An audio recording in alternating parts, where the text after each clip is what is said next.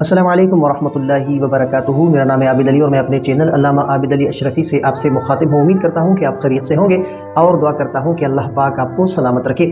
کیا آپ کے گھر میں بھی اچانک چونٹیاں نکل آئی ہیں؟ کبھی کچن کی دیواروں پر تو کبھی صحن کے کونوں میں۔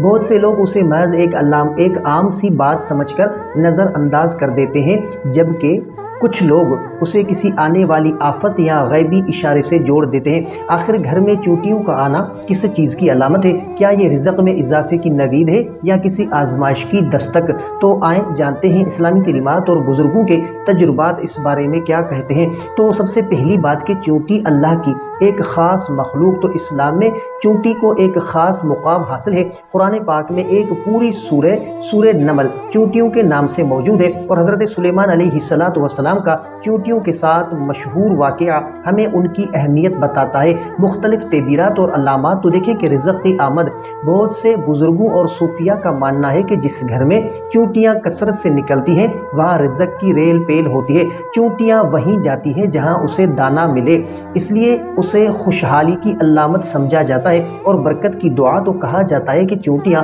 اللہ کی تسبیح بیان کرتی ہیں۔ جس گھر میں یہ موجود ہو وہاں اللہ کا ذکر اور برکت کی دعائیں شامل رہتی ہیں، اور آزمائش یا نظر بد۔ تو بعض علماء کے مطابق اگر کالی چونٹیاں اچانک بہت زیادہ تعداد میں نکل آئیں اور کاٹنے لگیں تو یہ کبھی کبھار گھر پر لگی نظر بد کی علامت بھی ہو سکتی ہے۔ ایسے میں سورۃ الفلق اور سورۃ الناس پڑھ کر پانی پر دم کر پینا بہتر ہے۔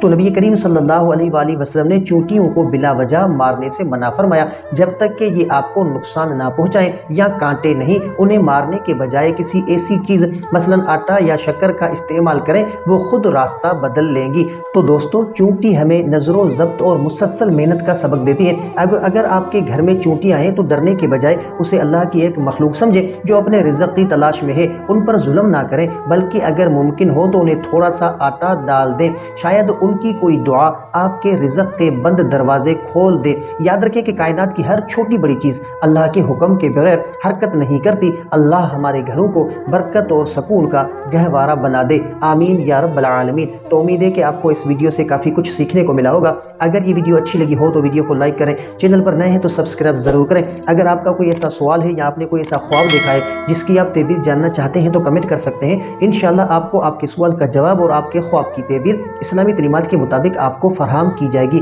تو ملتے ہیں اگلی ویڈیو میں، تب تک کے لیے اپنا بہت سارا خیال رکھیں اور ہمیں اپنی دعاؤں میں یاد رکھیں۔ السلام علیکم ورحمۃ اللہ وبرکاتہ۔